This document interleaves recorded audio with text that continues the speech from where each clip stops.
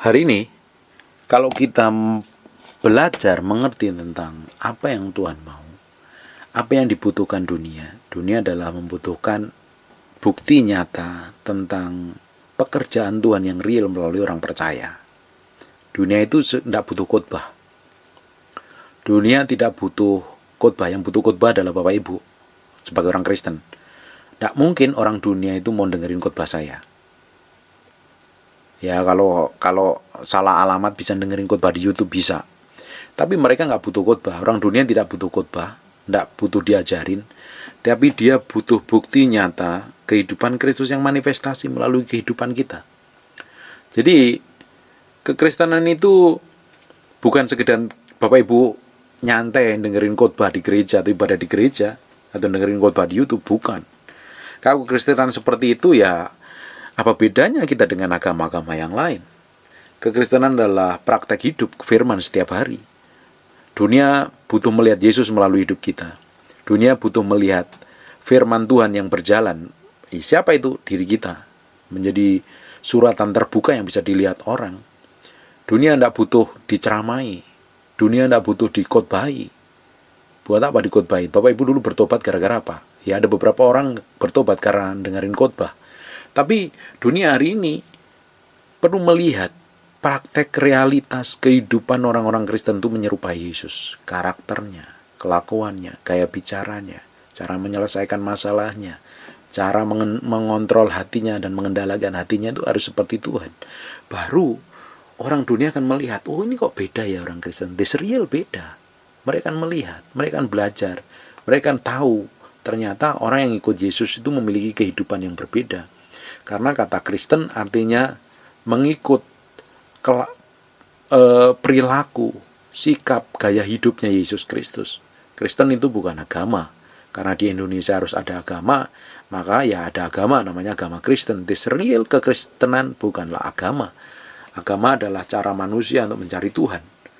Usaha manusia untuk mencari Tuhan. Tapi kekristenan adalah Tuhan yang sedang berurusan dengan manusia, mencari manusia. Hari ini coba kita buka di Matius pasal yang ke-5 ayat yang ke-13. Kamu adalah garam dunia. Kita adalah garam dunia. Bapak itu tahu.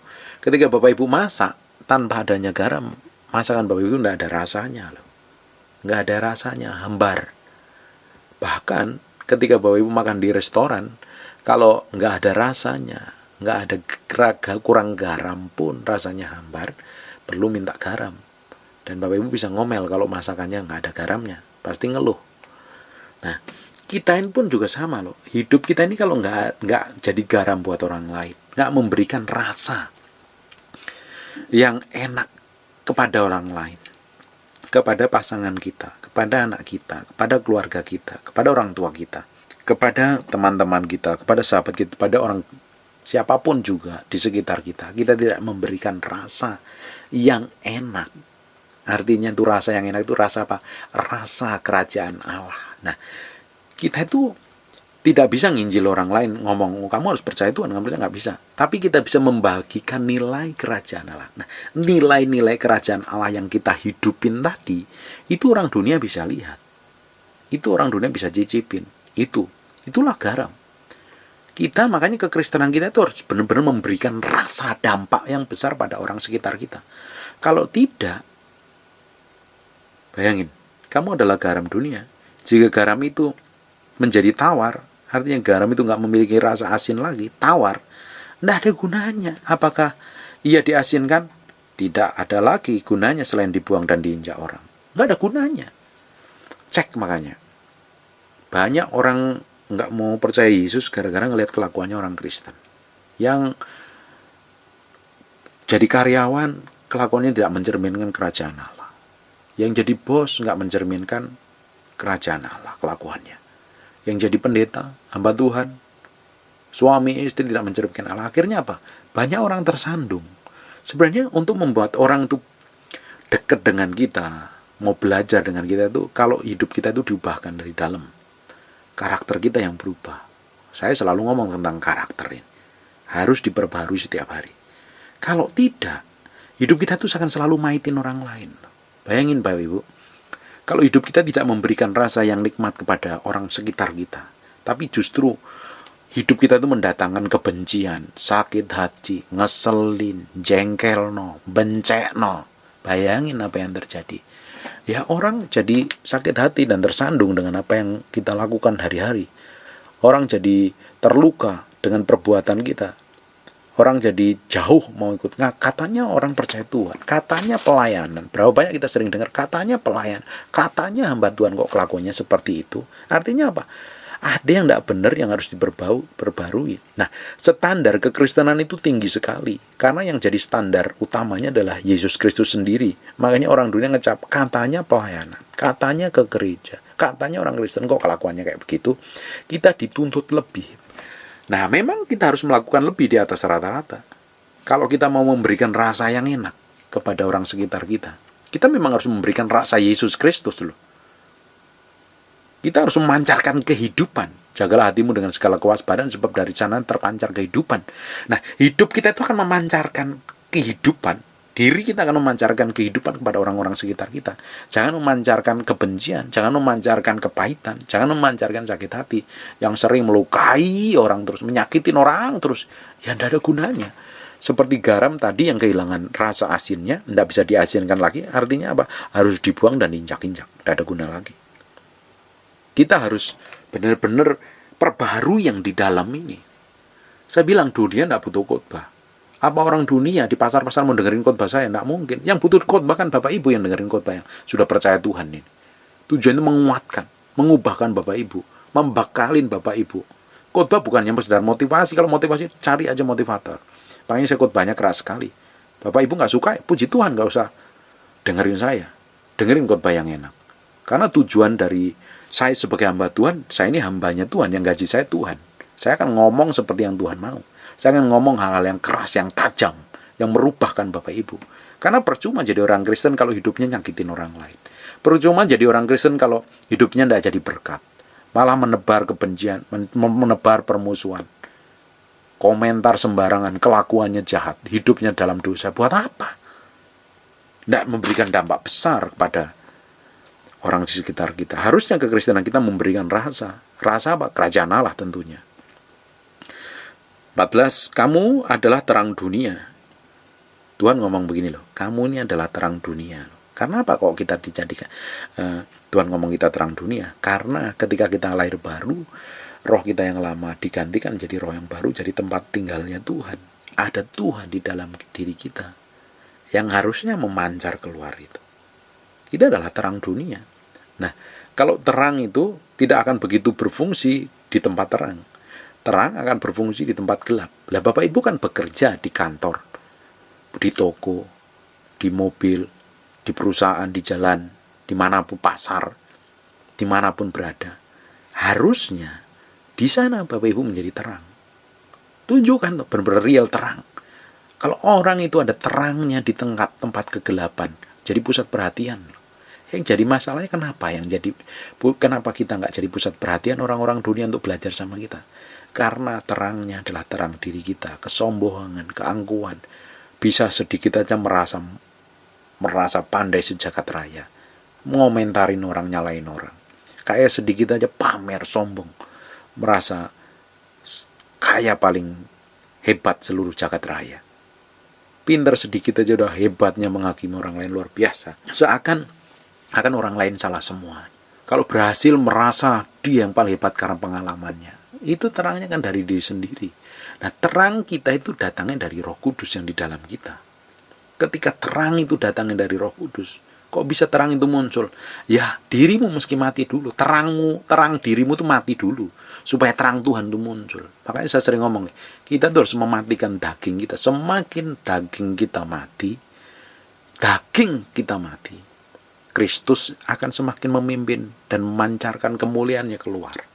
Tapi kalau daging kita yang kuat, yang nonjol itu apa? Kesombongan, kegagahan, ego, hawa nafsu, kepandaian, kepintaran kita yang coba tonjolkan kepada orang. Nih lo gua mampu, nih lo gua bisa. Kamu nggak tahu persembahan gua yang kasih berapa banyak kepada orang itu. Coba berikan presentasi tentang diri sendiri kepada orang lain, merasa mampu, merasa bisa, merasa hebat, merasa jago. Padahal Tuhan mau kemuliaannya Tuhan yang muncul memancar keluar. Makanya orang nggak begitu tertarik. Tapi ketika orang itu benar-benar mengalami kematian daging yang di dalam ini dimatikan, akhirnya muncul kehidupan sama seperti Yesus, karakternya Yesus, orang itu jadi tertarik. Muncul rendah hatinya, kesabarannya muncul, penguasaannya muncul, kesetiaannya muncul, buah rohnya itu muncul, manifestasi keluar. Ujungnya apa? Orang bisa melihat kemuliaan terang itu. Kalau kita ini terang, mau ditaruh dimanapun juga, tetap akan kelihatan terang. Kamu adalah terang dunia. Kota yang terletak di atas gunung tidak mungkin tersembunyi. Bayangin, kalau terang ini benar-benar real, atau kota di atas gunung yang pasti kelihatan dong. Apalagi kalau terang itu ada di atas gunung, pasti juga kelihatan. Kalau kota di atas gunung, ya orang-orangnya pasti akan ngelihat. Harusnya kita itu di situ loh. Lagi pula orang tidak menyalakan pelita lalu meletakkannya di bawah gantang, melainkan di atas kaki dian, sehingga menerangi semua orang dalam rumah. Fungsi terang adalah menerangi kegelapan, bukan memberikan terang kepada terang, ya enggak fungsinya. Makanya banyak orang salah sasaran. Dia coba jadi terang di gereja sudah terang. Jadi terang itu di dunia sana, di dunia marketplace, di mana kita ditempatkan. Jadi terang di sana, jadi berkat sana. Di gereja adalah bagiannya hamba Tuhan, itu porsinya hamba Tuhan, untuk menyampaikan kebenaran, untuk memuridkan, mengajarin. Kalau hamba Tuhan yang benar murni dipakai Tuhan, dia kan melahirkan orang-orang yang bisa terjun ke dunia marketplace, dipakai Tuhan luar biasa, lebih hebat darinya sendiri. Demikianlah hendaknya terangmu bercahaya di depan orang, supaya mereka melihat perbuatanmu yang baik dan memuliakan Bapamu di surga. Bayangin Bapak Ibu, terang kita harus bercahaya di depan orang.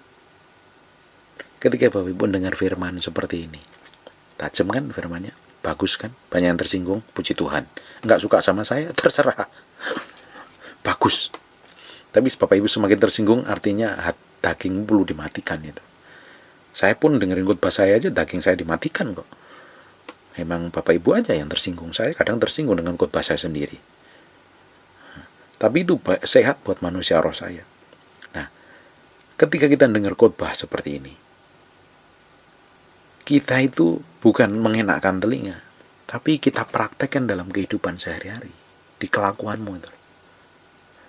Bagaimana kamu menyelesaikan masalah? Bagaimana kamu sabar dalam setiap pencobaan, tekanan, himpitan yang ada? Bagaimana kamu dalam masa kekurangan, jeritmu itu sama siapa? Penyerahanmu seperti apa? Sikap hatimu itu seperti apa?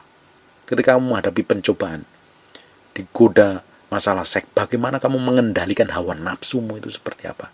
Nah itu kan tidak ada di gereja, itu kan adanya di praktek dunia sana, di dunia sana. Kalau ke gereja kan hanya 2 jam. Nggak bisa prakteknya real peperangan kita adalah di dunia. Bagaimana kita benar-benar bisa mengontrol dan mengendalikan, bersikap dan berkelakuan seperti Tuhan.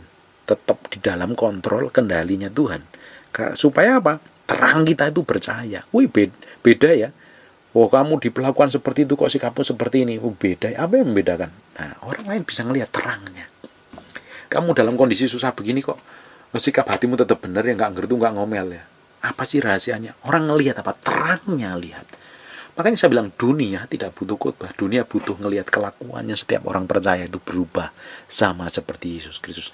Baru orang dunia akan berubah, baru orang dunia akan bertobat. Berapa banyak pendeta di Jakarta? Ribuan, puluhan ribu mungkin. Tapi kenapa Jakarta tidak berubah? Pendeta nggak seberapa, tapi berapa banyak orang Kristen. Ketika kita sebagai orang Kristen mencerminkan kemuliaan Tuhan dalam keluarga, di jalan, di pasar, di toko, di pabrik, dimanapun, di kantor, mencerminkan karakter Kristus, terang Kristus, orang dunia bisa melihat, bisa dijamah dan disentuh. Bapak Ibu, bayangin, saya itu sama security di lingkungan saya itu, saya baik semua, mereka kenal semua, sampai tukang parkirnya itu baik sama semua, karena saya bangun hubungan baik sama mereka. Nah, dengan saya bangun hubungan baik, saya bisa ngobrol, saya bisa memperlihatkan nilai kerajaan Allah yang dalam hidup saya. paling tidak kita bagikan nilai kerajaan Allah kepada mereka. Nah, untuk kita bisa orang itu tertarik dengan kita harus membangun hubungan. Nah, bayangin orang bisa tertarik dengan kita itu kalau kita memiliki karakter yang baik, kelakuan yang baik, tutur kata, sopan santun, tata krama yang sopan, bisa menempatkan diri dengan baik. Ketika mulai kita berinteraksi dengan mereka, kita bisa membagikan nilai kerajaan Allah melalui hidup kita. Kadang kita nggak perlu ngomong firman apa-apa, kita bagikan nilai kerajaan Allah saja.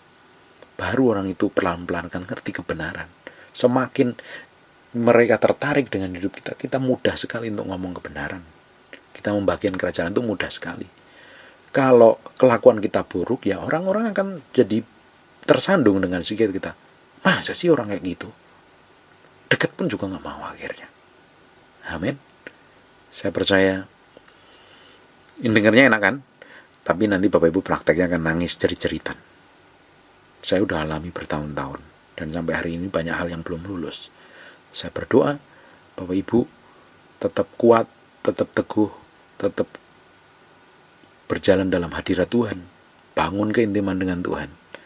Dan pasti di ujungnya ada promosi, ada kemuliaan, ada mahkota, ada keajaiban, dan penyertaan Tuhan yang luar biasa menyertai. Amin. God bless you.